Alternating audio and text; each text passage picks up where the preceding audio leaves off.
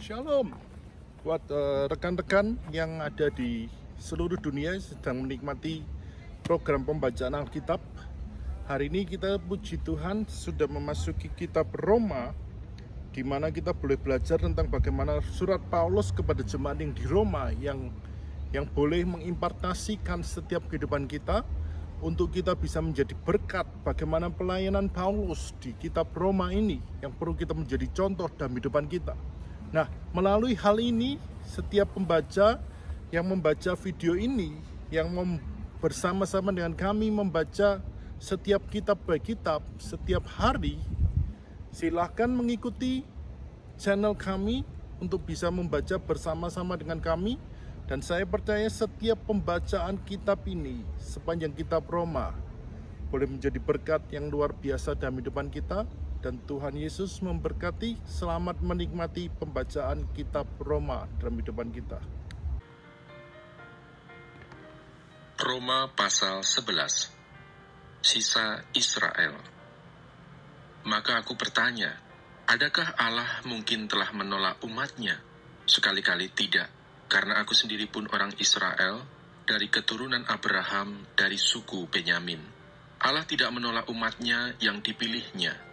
Ataukah kamu tidak tahu apa yang dikatakan kitab suci tentang Elia, waktu ia mengadukan Israel kepada Allah? Tuhan, nabi-nabimu telah mereka bunuh, mezbah-mezbahmu telah mereka runtuhkan. Hanya aku seorang dirilah yang masih hidup dan mereka ingin mencabut nyawaku. Tetapi bagaimanakah firman Allah kepadanya? Aku masih meninggalkan 7.000 orang bagiku yang tidak pernah sujud menyembah Baal. Demikian juga pada waktu ini, ada tinggal suatu sisa menurut pilihan kasih karunia.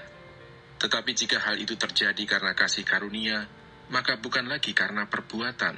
Sebab jika tidak demikian, maka kasih karunia itu bukan lagi kasih karunia. Jadi bagaimana?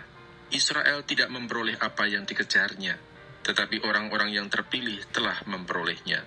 Dan orang-orang yang lain telah tegar hatinya, seperti ada tertulis, Allah membuat mereka tidur nyenyak, memberikan mata untuk tidak melihat, dan telinga untuk tidak mendengar, sampai kepada hari sekarang ini.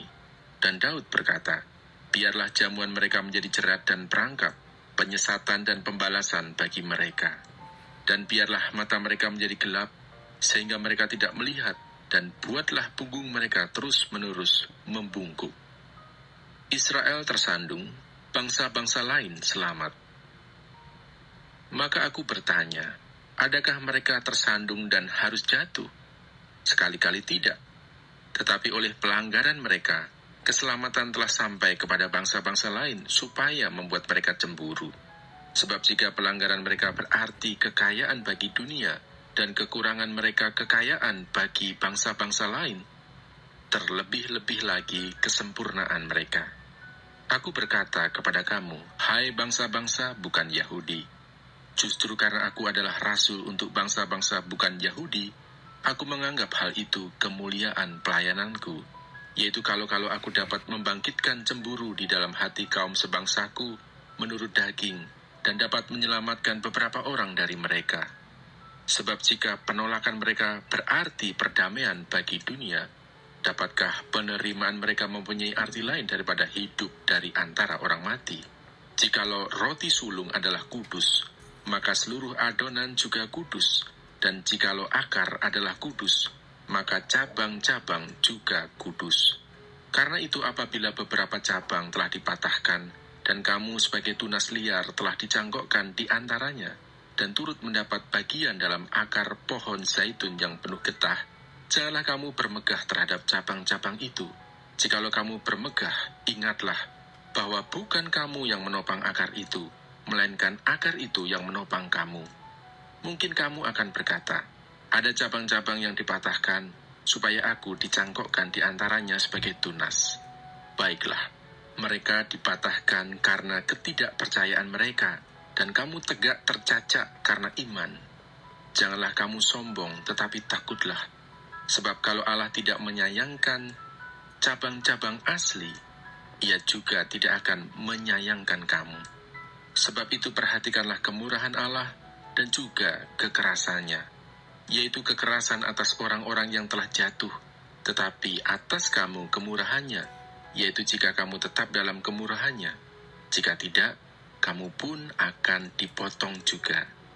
Tetapi mereka pun akan dicangkokkan kembali, jika mereka tidak tetap dalam ketidakpercayaan mereka, sebab Allah berkuasa untuk mencangkokkan mereka kembali. Sebab jika kamu telah dipotong sebagai cabang dari pohon zaitun liar, dan bertentangan dengan keadaanmu itu, kamu telah dicangkokkan pada pohon zaitun sejati. Terlebih lagi mereka ini, yang menurut asal mereka akan dicangkokkan pada pohon zaitun mereka sendiri. Penyelamatan Israel. Sebab saudara-saudara, supaya kamu jangan menganggap dirimu pandai, aku mau agar kamu mengetahui rahasia ini. Sebagian dari Israel telah menjadi tegar sampai jumlah yang penuh dari bangsa-bangsa lain telah masuk. Dengan jalan demikian, seluruh Israel akan diselamatkan, seperti ada tertulis. Dari Sion akan datang penebus, ia akan menyingkirkan segala kefasikan daripada Yakub. Dan inilah perjanjianku dengan mereka, apabila aku menghapuskan dosa mereka. Mengenai Injil, mereka adalah seteru Allah oleh karena kamu. Tetapi mengenai pilihan, mereka adalah kekasih Allah oleh karena nenek moyang. Sebab Allah tidak menyesali kasih karunia dan panggilannya. Sebab sama seperti kamu dahulu tidak taat kepada Allah, tetapi sekarang beroleh kemurahan oleh ketidaktaatan mereka.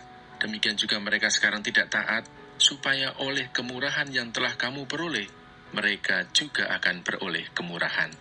Sebab Allah telah mengurung semua orang dalam ketidaktaatan, supaya ia dapat menunjukkan kemurahannya atas mereka semua. Oh, alangkah dalamnya kekayaan, hikmat dan pengetahuan Allah. Sungguh tak terselidiki keputusan-keputusannya, dan sungguh tak terselami jalan-jalannya. Sebab siapakah yang mengetahui pikiran Tuhan? Atau siapakah yang pernah menjadi penasehatnya? Atau siapakah yang pernah memberikan sesuatu kepadanya, sehingga ia harus menggantikannya? Sebab segala sesuatu adalah dari Dia, dan oleh Dia, dan kepada Dia.